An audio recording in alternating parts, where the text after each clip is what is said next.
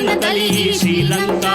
ಮುಮ್ಮಡಿ ಗೋವಿಂದನ ಈ ಪೌರುಷ ಹಾರಿಸಿತು ರಾಜ್ಯದ ಜಯದ ಪತಾಕ, ಹಾರಿಸಿತು ರಾಜ್ಯದ ಜಯದ ಪತಾಕ.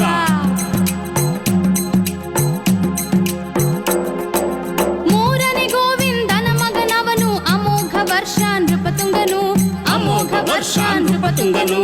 ದೀರ್ಘಕಾಲದ ಆಡಳಿತವನು ನಡೆಸಿದ ಶ್ರೇಷ್ಠ ದೊರೆಯವನು, ನಡೆಸಿದ ಶ್ರೇಷ್ಠ ದೊರೆಯವನು.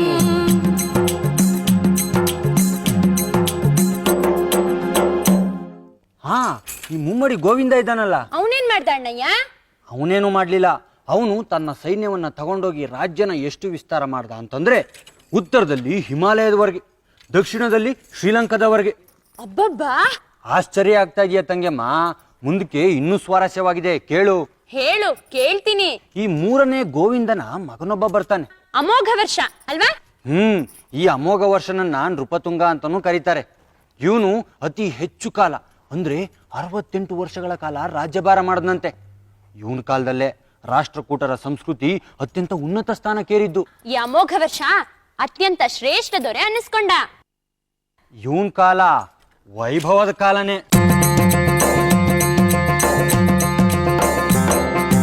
ಅಮೋಘ ವರ್ಷನ ಅಮೋಘ ಆಳ್ವಿಕ ರಾಷ್ಟ್ರಕೂಟರ ಉನ್ನತಿಯು, ರಾಷ್ಟ್ರಕೂಟರ ಉನ್ನತಿಯು. ಪ್ರಪಂಚದ ಅತಿ ದೊಡ್ಡ ಸಾಮ್ರಾಜ್ಯದಿ ಒಂದೆಂಬ ಹೆಗ್ಗಳಿಕೆಯು, ಒಂದೆಂಬ ಹೆಗ್ಗಳಿಕೆಯು.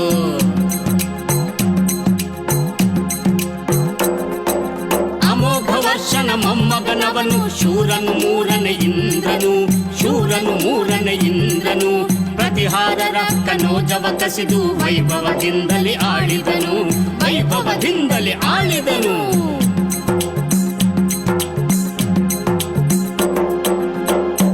ಅಣ್ಣಯ್ಯ, ಈ ರಾಷ್ಟ್ರಕೂಟರ ಸಾಮ್ರಾಜ್ಯ ಎಷ್ಟು ದೊಡ್ಡದಾಗಿತ್ತಪ್ಪ ಅಂದ್ರೆ, ಪ್ರಪಂಚದ 4 ಅತಿ ದೊಡ್ಡ ಸಾಮ್ರಾಜ್ಯಗಳಲ್ಲಿ ಇದು ಒಂದಾಗಿತ್ತು. ಹಾಗಾದ್ರೆ ಇನ್ನುಳಿದ 3 ಸಾಮ್ರಾಜ್ಯಗಳು? ಹೇಳ್ತೀನಿ. ರೋಮ್ ಸಾಮ್ರಾಜ್ಯ 1, ಅರಬ್ ಸಾಮ್ರಾಜ್ಯ 2, ಬರಹಗಳ ರೂಪದಲ್ಲಿ ಚೀನಿ ಸಾಮ್ರಾಜ್ಯ 3.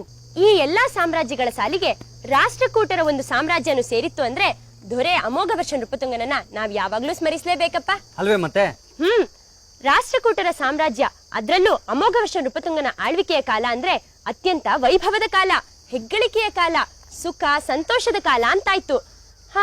ಇವನ ನಂತರ ಇಷ್ಟೇ ಹೆಸರುವಾಸಿಯಾದ ದೊರೆ ರಾಷ್ಟ್ರಕೂಟರಲ್ಲಿ ಯಾರಾದ್ರೂ ಇದ್ನ ಅಣ್ಣಯ್ಯ? ಓಹೋ, ಯಾಕಿಲ್ಲ. ಅಮೋಘ ವರ್ಷನ ಮಗನಲ್ಲ, ಮೊಮ್ಮಗ, 3ನೇ ಇಂದ್ರ ಅಂತ. ಇವನು ಬಹಳ ಪರಾಕ್ರಮಿಯಾಗಿದ್ದ. ಇವನು ಯುದ್ಧ ಮಾಡಿ ಪ್ರತಿಹಾರದಿಂದ ಕನೋಜವನ್ನ ಗೆದ್ದು ಸೇರಿಸ್ಕೊಂಡ. ಹಾಗಾದ್ರೆ ರಾಷ್ಟ್ರಕೂಟರ ವೈಭವಕ್ಕೆ ಇನ್ನೂ ಹೆಚ್ಚಿನದನ್ನ ಕೊಟ್ಟ ಹಾಗಾಯ್ತು. ಮುಂದಕ್ಕೆ ಕೇಳ್ತೀಯಮ್ಮ ಕಥೆನಾ? ಓ, ನೀ ಹೇಳೋದೆ ನಾ ಕೇಳೋದೆ, ಶುರು ಮಾಡೇ ಬಿಡು ಅಣ್ಣಯ್ಯ.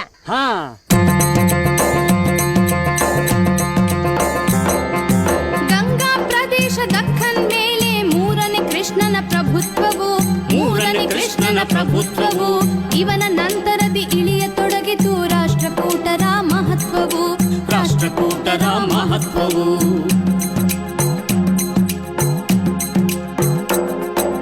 ಮುಂದಾಯಿತು ಸಾಮ್ರಾಜ್ಯದ ಅವನತಿ, ರಾಷ್ಟ್ರಕೂಟರು ಹಿಮ್ಮೆಟ್ಟುತ್ತಲಿ, ರಾಷ್ಟ್ರಕೂಟರು ಹಿಮ್ಮೆಟ್ಟುತ್ತಲಿ. ಶತ್ರು ಧಾಳಿಯಲ್ಲಿ ಭಸ್ಮವಾಯಿತದು ಮಾಳಖೇಡ ತತ್ತರಿಸುತ್ತಲಿ, ಮಾಳಖೇಡ ತತ್ತರಿಸುತ್ತಲಿ.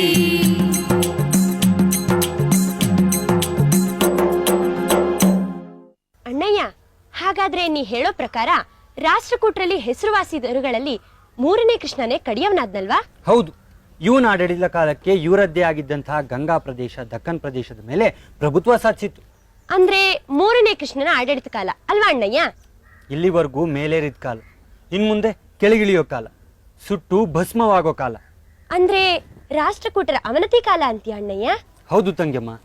3ನೇ ಕೃಷ್ಣನ ನಂತರ 8-9 ವರ್ಷಗಳಲ್ಲಿ, ಅಂದರೆ ಕ್ರಿಸ್ತ ಶಕ 972ರಲ್ಲಿ ರಾಷ್ಟ್ರಕೂಟರ ರಾಜಧಾನಿಯಾದಂತಹ ಮಾಳಖೇಡ ಶತ್ರುಗಳ ದಾಳಿಗೆ ಸಿಕ್ಕಿ ಸುಟ್ಟು ಭಸ್ಮವಾಗೋಯ್ತು.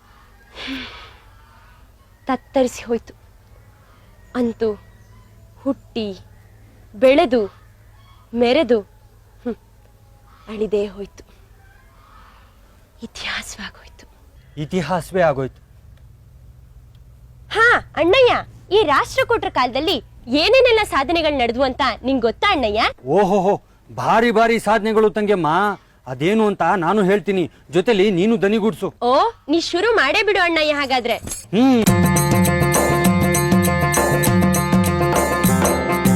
ಶೈವ ವೈಷ್ಣವ ಜೈನ ಮುಸ್ಲಿಮರು ಸಮಾನ ಪ್ರೋತ್ಸಾಹ ಪಡೆದಿಯರು, ಸಮಾನ ಪ್ರೋತ್ಸಾಹ ಪಡೆದಿಯರು.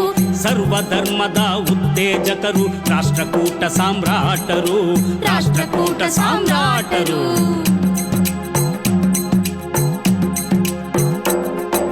ಸಾಹಿತ್ಯ ಕಲೆಗಳ ಪೋಷಕರಿವರು, ಕವಿರಾಜ ಮಾರ್ಗದ ರಚಯಿತರು, ಕವಿರಾಜ ಮಾರ್ಗದ ರಚಯಿತರು.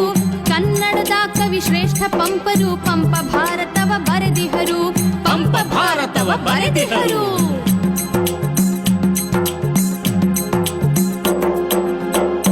ಅಣ್ಣಯ್ಯ, ಹಾಗಾದ್ರೆ ಎಲ್ಲಾ ಧರ್ಮಗಳಿಗೂ ಸಮಾನವಾದ ಪ್ರೋತ್ಸಾಹ ಕೊಟ್ರು ಅಂತಾಯ್ತು.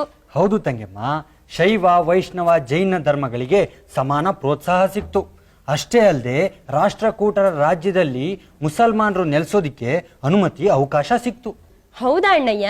ಹೌದು ತಂಗೆಮ್ಮ, ಅಷ್ಟೇ ಅಲ್ಲದೆ ರಾಜಧಾನಿಯಲ್ಲಿ ಮಸೀದಿ ಕಟ್ಟೋದಿಕ್ಕೆ ಮುಸಲ್ಮಾನರಿಗೆ ಅನುಮತಿ ಅವಕಾಶಗಳು ಸಿಕ್ವು. ಅಂದ್ಮೇಲೆ ರಾಷ್ಟ್ರಕೂಟ ದೊರೆಗಳು ಸರ್ವಧರ್ಮ ಸಹಿಷ್ಣುಗಳು ಅಂದ ಹಾಗಾಯ್ತು. ಅವರು ಸಾಹಿತ್ಯ ಕಲೆಗಳ ಪೋಷಕರು ಆಗಿದ್ರಲ್ವ ಅಣ್ಣಯ್ಯ? ಬಹಳವಾಗಿ ಪ್ರೋತ್ಸಾಹ ಕೊಟ್ಟು ಬೆಳೆಸ್ತೋರು ಇವರೇ. ನಮ್ಮ ಕನ್ನಡದಲ್ಲಿ ಇದುವರೆಗೆ ದೊರೆತಿರುವಂತಹ ಗ್ರಂಥಗಳಲ್ಲಿ ಮೊಟ್ಟ ಮೊದಲನೇ ಗ್ರಂಥ ಇವ್ರ ಕಾಲದಲ್ಲೇ ರಚನೆಯಾಗಿರೋದು. ಅದು ಯಾವುದು ಅಂತ ಗೊತ್ತಾ ನಿನ್ಗೆ? ಓಹೋ, ಗೊತ್ತಿಲ್ದೆ? ಕವಿರಾಜ ಮಾರ್ಗ ಅಲ್ವಾ? ಕನ್ನಡಿಗರೆಲ್ರಿಗೂ ಗೊತ್ತಿದೆ ಇದು. ಅಮೋಘ ವರ್ಷ ನೃಪತುಂಗನ ಕಾಲದಲ್ಲಿ, ಅಂದ್ರೆ ಸುಮಾರು 9ನೇ ಶತಮಾನದಲ್ಲಿ ಇದರ ರಚನೆ ಆಯ್ತು ಅಂತಾರೆ. ಸರಿನಾ ಅಣ್ಣಯ್ಯ? ಅಷ್ಟೇ ಅಲ್ಲ, ಇದನ್ನ ಅಮೋಘ ವರ್ಷ ನೃಪತುಂಗ ದೊರೆಯೇ ರಚಿಸಿರ್ಬೋದು ಅಂತನ್ನುವಂತಹ ಅಭಿಪ್ರಾಯಗಳು ಇವೆ. ಅಂದ್ಮೇಲೆ ದೊರೆಯೇ ಕವಿ ಆದ ಹಾಗಾಯ್ತು ಅಲ್ವಾ ಅಣ್ಣಯ್ಯ? ಹೌದು ತಂಗೆಮ್ಮ. ಮತ್ತೊಂದು ಮುಖ್ಯವಾದ ವಿಷಯ, ನಮ್ಮ ಕನ್ನಡದ ಶ್ರೇಷ್ಠ ಕವಿ ಪಂಪ ಆದಿಕವಿ ಪಂಪ ಅಂತಾರಲ್ವಾ? ಇವನು ರಾಷ್ಟ್ರಕೂಟರ ಕಾಲದವನೇ. ಪಂಪ ಭಾರತ ಬರ್ದವನಲ್ವೇ ಇವನು? ಸುಮಾರು 10ನೇ ಶತಮಾನದಲ್ಲಿ. ಒಳ್ಳೊಳ್ಳೆಯ ಕವಿಗಳು, ಒಳ್ಳೆಯ ರಾಜಾಶ್ರಯ. ದೊರೆಯೇ ಕವಿ ಆದ್ಮೇಲೆ ಕವಿಗಳಿಗೆ ರಾಜಾಶ್ರಯ ದೊರೆದೇ ಇರುತ್ತ ಅಣ್ಣಯ್ಯ? ಅಂದ ಹಾಗೆ ಸಾಹಿತ್ಯ ಬೆಳೀತು ಅಂದ್ಮೇಲೆ ಕಲೆಗೂ ಪ್ರೋತ್ಸಾಹ ಕೊಟ್ಟಿರ್ಬೇಕಲ್ವೇ ರಾಷ್ಟ್ರಕೂಟರು? ಓಹೋಹೋ, ಬಹಳವಾಗಿ ಕೊಟ್ಟಿದ್ದಾರೆ. ಅಂದ್ಮೇಲೆ ಕೇಳ್ತೀನಿ, ಹೇಳು. ಬರೀ ಕೇಳೋದಲ್ಲ, ಜೊತೆಲಿ ನೀನು ಹೇಳ್ಬೇಕು. ಹೇಳ್ತೀನಿ ಕಣ್ಣಣ್ಣ, ನುಡ್ಸು ನಿಂದಮ್ಡಿ.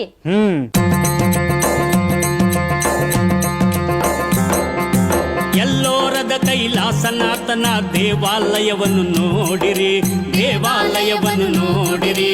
ಒಂದೇ ಕಗ್ಗಲ್ಲ ಬೆಟ್ಟವ ಬಳಸಿ ಸೃಷ್ಟಿಸಲಾದ ಶಿವಾಲಯ, ಸೃಷ್ಟಿಸಲಾದ ಶಿವಾಲಯ.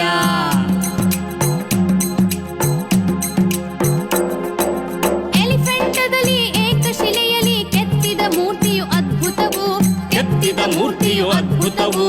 ರಾಜ್ಯದ ವಿವಿಧೆಡೆ ಅನೇಕ ದೇಗುಲ ರಾಷ್ಟ್ರಕೂಟರಿಂದ ನಿರ್ಮಾಣವು, ರಾಷ್ಟ್ರಕೂಟರಿಂದ ನಿರ್ಮಾಣವು.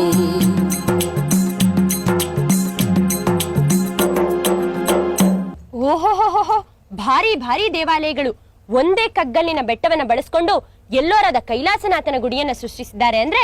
ಅಷ್ಟೇ ಅಲ್ಲ, ಎಲಿಫೆಂಟಾದಲ್ಲಿರೋ ಏಕಶಿಲಾ ಮೂರ್ತಿ ಮತ್ತೊಂದು ಅದ್ಭುತವಾದಂತಹ ಶಿಲ್ಪಕಲಾಕೃತಿ. ಇದು ಈಗಿನ ನಮ್ಮ ಮಹಾರಾಷ್ಟ್ರದಲ್ಲಿದೆ. ಈ ರಾಷ್ಟ್ರಕೂಟ ದೊರೆಗಳ ಕಲಾಭಿರುಚಿ, ದೇವಾಲಯಗಳ ವಾಸ್ತು ಇವೆಲ್ಲ ಉನ್ನತ ಮಟ್ಟದ್ದು ಅನ್ಸುತ್ತೆ. ಅತಿ ಮುಖ್ಯವಾದವು ಇವು. ತಮ್ಮ ರಾಜ್ಯದ ಬೇರೆ ಬೇರೆ ಕಡೆಗಳಲ್ಲಿ ಅನೇಕ ವಾಸ್ತುಶಿಲ್ಪ ಕಲಾಕೃತಿಗಳಿಂದ ಕೂಡಿದ ದೇವಾಲಯಗಳನ್ನ ನಿರ್ಮಾಣ ಮಾಡಿದ್ರು ರಾಷ್ಟ್ರಕೂಟರು. ಇವನ್ನೆಲ್ಲ ಒಂದ್ ಕಡೆಯಿಂದ ನೋಡ್ಕೊ ಬರ್ಬೇಕು ಅಂತ ನಂಗೆ ಆಸೆ. ಕರ್ಕೊಂಡ್ ಹೋಗ್ತೀಯ ಅಣ್ಣಯ್ಯ? ಖಂಡಿತವಾಗ್ಲೂ ಕರ್ಕೊಂಡು ಹೋಗ್ತೀನಿ. ಆದ್ರೆ ಒಂದ್ ವಿಚಾರ. ಏನು? ಅದೇ ಈ ರಾಷ್ಟ್ರಕೂಟ ರಾಜವಂಶದ ಬಗ್ಗೆ, ಬೇರೆ ಎಲ್ಲಾ ವಿಚಾರಗಳ ಬಗ್ಗೆ ನಿಂಗೆ ಹೇಗ್ ಗೊತ್ತಾಯ್ತು ಅಂತ. ಓಹೋ, ಇದಾ ನಿನ್ ತಲೆಯಲ್ಲಿರೋ ವಿಚಾರ? ಹೇಳ್ತೀನಿ ಕೇಳು. ಆಗಿನ ಕಾಲದ ಸಾಹಿತ್ಯಗಳ ಬರಹಗಳಿಂದ, ಕಲ್ಲಿನಲ್ಲಿ ಕೆತ್ತಿರುವಂತಹ ಬರಹಗಳಿಂದ, ರಾಜ್ಯಕ್ಕೆ ಭೇಟಿ ಕೊಟ್ಟು ತಾವು ಕಂಡಿದ್ದನ್ನ ಕೇಳಿದ್ದನ್ನ ಬರೆದಿಟ್ಟಂತಹ ಪ್ರವಾಸಿಗಳಿಂದ ಹಲವಾರು ವಿಚಾರಗಳು ತಿಳಿದು ಬರುತ್ತವೆ. ಹೌದಲ್ಲ, ಇದೆಲ್ಲ ನಂಗೆ ಯಾಕೆ ಹೊಳಿಲೇ ಇಲ್ಲ? ಅಮೋಘ ವರ್ಷ ನೃಪತುಂಗನ ಕವಿರಾಜ ಮಾರ್ಗ ಇದೆ, ಕನ್ನಡದ್ದೇ ರಚನೆ ಬೇರೆ. ಪಂಪನ ಪಂಪ ಭಾರತ ಇದೆ, ಭಾರಿ ದೇವಾಲಯಗಳಿವೆ, ಕಲ್ಲಿನ ಕೆತ್ತನೆಗಳಿವೆ. ಆದ್ರೆ ಬಂದ ಪ್ರವಾಸಿ ಯಾರು ಅಂತ. ಓಹೋ, ಪ್ರವಾಸಿ ಬಗ್ಗೆ ಕೇಳ್ತಾ ಇದೀಯಾ? ಹೇಳ್ತೀನಿ ಕೇಳು.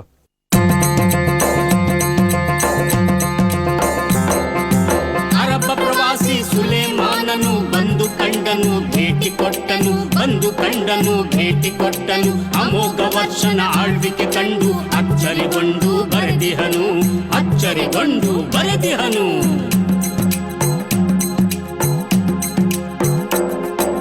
ಕನ್ನಡ ಭಾಷೆ ಕನ್ನಡ ಸಾಹಿತ್ಯ ರಾಷ್ಟ್ರಕೂಟರು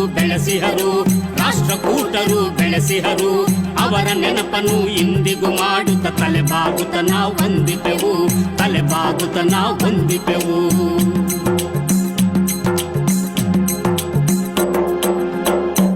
ಅರಬ್ ದೇಶದಿಂದ ಭಾರತದ ರಾಷ್ಟ್ರಕೂಟರ ರಾಜ್ಯಕ್ಕೆ ಒಬ್ಬ ಪ್ರವಾಸಿ ಬಂದಿದ್ದ ಅಂತಂದ್ರೆ ಹೌದು ತಂಗ್ಯಮ್ಮ, ವ್ಯಾಪಾರ ವ್ಯವಹಾರ ಇದನ್ನೆಲ್ಲ ಮಾಡುವಾಗ ಮಾತಾಡ್ತಾ ಈ ಸಾಮ್ರಾಜ್ಯದ ದೊಡ್ಡಸ್ಕೆ ತಿಳಿಯುತ್ತೆ. ಇಲ್ಲಿನ ಸಂಸ್ಕೃತಿ ಸಾಧನೆಗಳು ರಾಜ್ಯಭಾರ ಇದನ್ನೆಲ್ಲ ನೋಡ್ಕೊಂಡು ಬರಲಿ ಅಂತ ಕೆಲವು ರಾಜರುಗಳು ತಮ್ಮ ರಾಯಭಾರಿಗಳನ್ನ ಇಲ್ಲಿ ಕಳಿಸ್ಕೊಡ್ತಾರೆ. ಇನ್ನು ಕೆಲವರು ತಾವಾಗಿಯೇ ಪ್ರವಾಸ ಮಾಡ್ಕೊಂಡು ಬರ್ತಾ ರಾಜರನ್ನ ಬಂದು ಭೇಟಿ ಮಾಡ್ತಾರೆ, ಜನರನ್ನ ಮಾತಾಡಿಸ್ತಾರೆ, ಭಾಷೆ ಕಲಿತು ವಿದ್ಯಾರ್ಜನೆ ಮಾಡ್ತಾರೆ, ಉತ್ತಮ ಗ್ರಂಥಗಳನ್ನ ತಮ್ಮ ಭಾಷೆಗೆ ಭಾಷಾಂತರ ಮಾಡ್ಕೊಂಡು ತಗೊಂಡು ಹೋಗ್ತಾರೆ. ಅಬ್ಬಾ, ಪ್ರವಾಸಿಗಳು ಇಷ್ಟೆಲ್ಲ ಮಾಡ್ತಾರ? ಆಶ್ಚರ್ಯ ಆಗತ್ತಪ್ಪ. ಅಂದ್ಹಾಗೆ ಅರಬ್ ದೇಶದಿಂದ ಬಂದ ಪ್ರವಾಸಿ ಯಾರು ಅಣ್ಣಯ್ಯ? ಸುಲೇಮಾನನೋನು. ಪ್ರಪಂಚದ 4 ಅತಿ ದೊಡ್ಡ ಸಾಮ್ರಾಜ್ಯಗಳಲ್ಲಿ ಅಮೋಘವರ್ಷ ನೃಪತುಂಗನ ಸಾಮ್ರಾಜ್ಯವು ಒಂದು ಅಂತ ಹೇಳದವನು ಇವನೇ. ಹಾಗಾದ್ರೆ ರಾಷ್ಟ್ರಕೂಟ ರಾಜರ ಆಳ್ವಿಕೆಯ ಕಾಲ, ಅದರಲ್ಲೂ ಅಮೋಘವರ್ಷ ನೃಪತುಂಗನ ಕಾಲ ಅತ್ಯಂತ ವೈಭವದ ಕಾಲ, ಸಮೃದ್ಧಿಯ ಕಾಲ ಅಂತ ಹಾಗಾಯ್ತು. ನೀನು ಎಲ್ಲ ತಿಳ್ಕೊಂಡಾಗಾಯ್ತು. ಹೌದು, ರಾಷ್ಟ್ರಕೂಟರು ಕನ್ನಡ ಭಾಷೆಗೆ ಪ್ರೋತ್ಸಾಹ ಕೊಟ್ರು. ಹಾಗೇನೆ ಕನ್ನಡ ಸಾಹಿತ್ಯವನ್ನ ಆ ಕಾಲದಲ್ಲೇ ಬೆಳೆಸಿದ್ರು. ಅವರಿಗೆ ತಲೆಬಾಗಿ ವಂದಿಸ್ಬೇಕಪ್ಪ. ಹಾ, ಕನ್ನಡದ ಪ್ರಥಮ ಕೃತಿ ಕವಿರಾಜ ಮಾರ್ಗ, ಕನ್ನಡದ ಶ್ರೇಷ್ಠ ಕವಿ ಪಂಪ. ಏನಮ್ಮ ಕನಸು ಕಾಣ್ತಾ ಇದೆಯೋ ಹೇಗೆ? ಹಾ, ಕನ್ಸಲ್ಲಪ್ಪ, ಎಲ್ಲಾನು ನೆನಪು ಮಾಡ್ಕೋತಾ ಇದ್ದೀನಿ. ನಿನಗ್ ನೆನಪಾಗಲ್ವಾ ಮತ್ತೆ? ಅಂತೂ ನಾವೆಲ್ಲ ರಾಷ್ಟ್ರಕೂಟರ ಕಥೆನ ತಿಳ್ಕೊಂಡಾಗಾಯ್ತು. ಹೌದಣ್ಣಯ್ಯ, ನಾವು ಮಾತ್ರ ಅಲ್ಲ, ನೀವೆಲ್ರೂ ಕೂಡ ತಿಳ್ಕೋಬೇಕು. ಅವ್ರು ಬೆಳೆಸಿದ ಹಾಗೆ ಇವತ್ ನಾವು ಬೆಳೆದಿದೀವಿ. ಅವ್ರು ಬೆಳೆಸಿದ ಭಾಷೆ ಸಾಹಿತ್ಯವನ್ನ ಮುಂದೆನೂ ಉಳಿಸ್ಕೊಂಡು ಹೋಗ್ತೀವಿ ಅಂತ ಶಪಥ ಮಾಡ್ಬೇಕು.